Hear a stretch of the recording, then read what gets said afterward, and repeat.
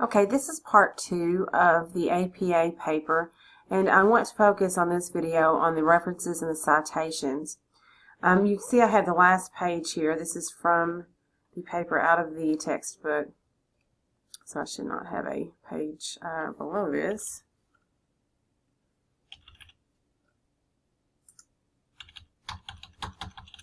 Okay.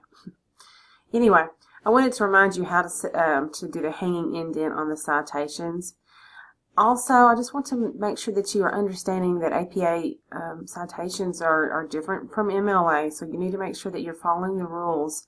Your book has all of the rules for APA and for different sources.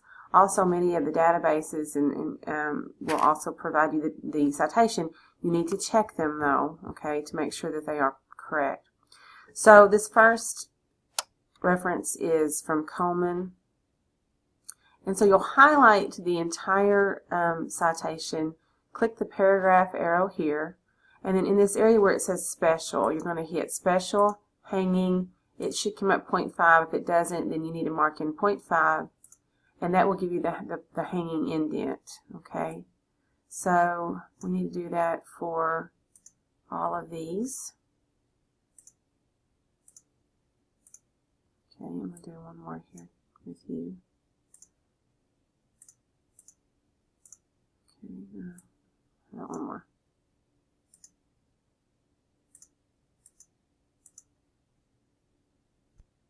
Okay, so once you have them all properly set up, you want to make sure that your references are alphabetized by author's last name.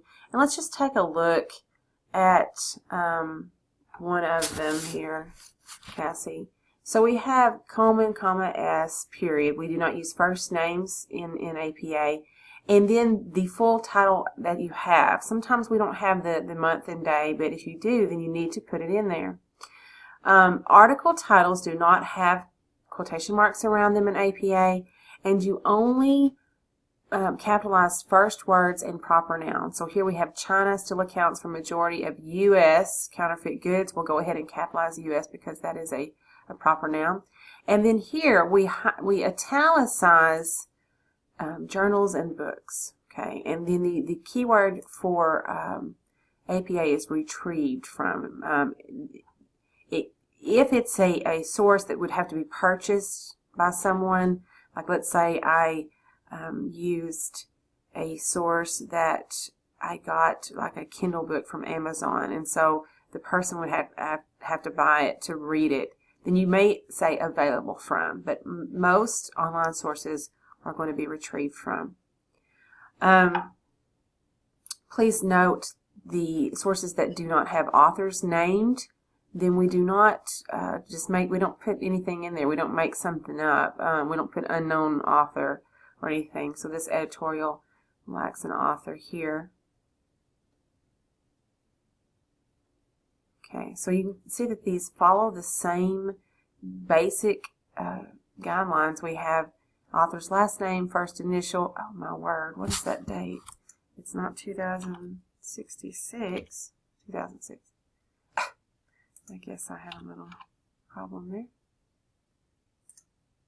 Okay, so that's the references. And the reason why you need to be mindful of what appears on the left margin is because that is the number one thing that you cite within the essay. So let's take a look at some examples of APA citing within the essay. So here in the introduction, the author says, according to one study, 2/3 of British consumers said they would be proud to tell family and friends that they bought inexpensive knockoffs.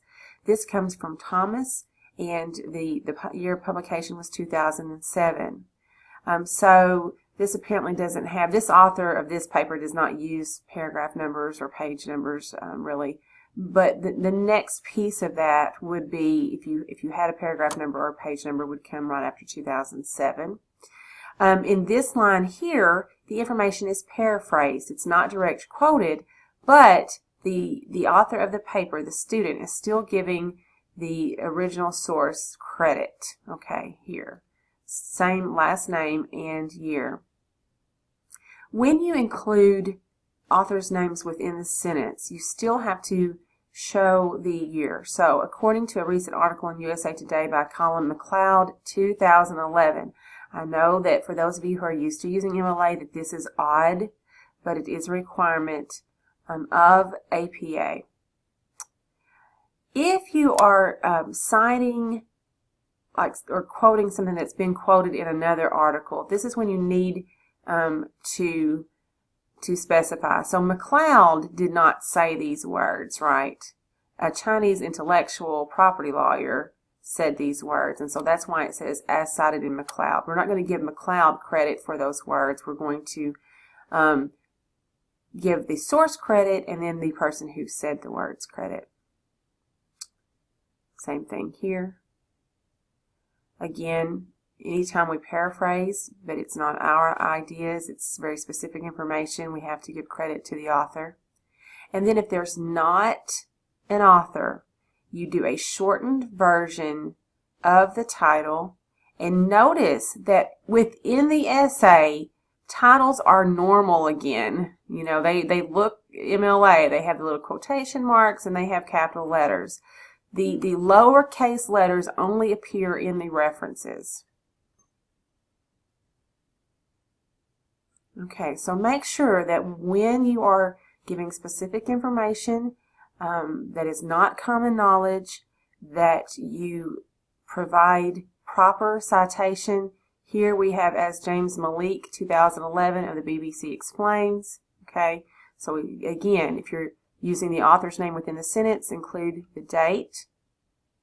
All right, and then of course make sure your references are in APA format. If you make mistakes on the annotated bibliography and you don't correct them for the paper, then you will be counted off for those at that point. All right, thank you.